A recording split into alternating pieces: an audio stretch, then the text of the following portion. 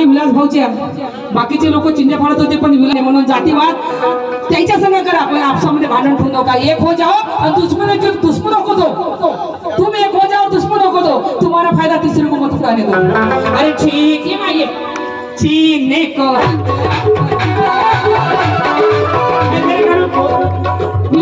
विलास भाऊ आपले